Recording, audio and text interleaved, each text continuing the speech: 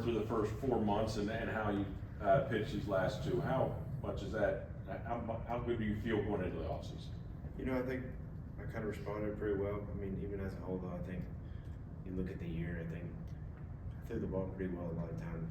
I had 3 brutal outings, and it kind of inflated everything. But I was pleased how I threw the ball. I thought, kind of like I said, the last 2 months were significantly better.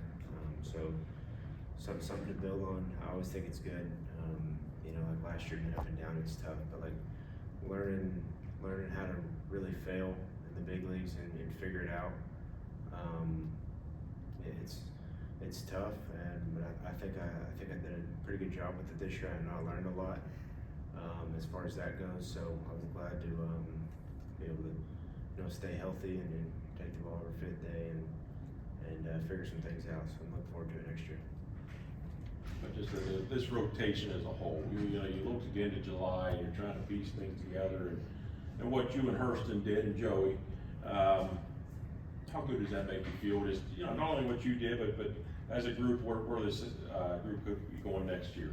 Yeah, I mean, I think obviously I was part of the problem early. There was always that kind of hole when I wasn't throwing very well, but when Sale goes down with the rib and Trilly goes down and Grant goes down, I mean, I'd be lying if I didn't think, where's this thing gonna go, and then Grant goes down in Texas and I give up an 8 spot, so it's like this could get ugly, So seeing Joey come in and do what he did was very impressive. I love that guy. He's a good one. So seeing what he did was cool, and then Hurston coming up, with him last year and seeing how he's kind of figured some things out. It's been a lot of fun to watch. So it was a good last 2 months, So I wish we had a little bit longer to keep going and make a run at it, but part of it. Are there things going in the off season you're going to want to work on or get better at, or whatever else might be? Just off the top of my head, just stuff you can see on the surface. I think from a pitch standpoint, my changeup's got to be better. It's always just kind of like gets the job done, and then like today, it just wasn't there at all. So I think if there's one thing that sticks out, I think it's consistency of the changeup and being a good pitch, because it can be good at times. Just kind of off and on this year. It's always kind of been like that. So I think this year, or next year, I think it'd be important to, if I can get a true 3rd pitch that's a quality pitch, I think it's really gonna help me. Chris, through all the stuff that you were talking about, the injuries and the staff and just the team sort of slowly, what has Snit meant to this team? How has he kind of kept things going? I think I've said this before, but he's the same every day. You know what you're gonna get.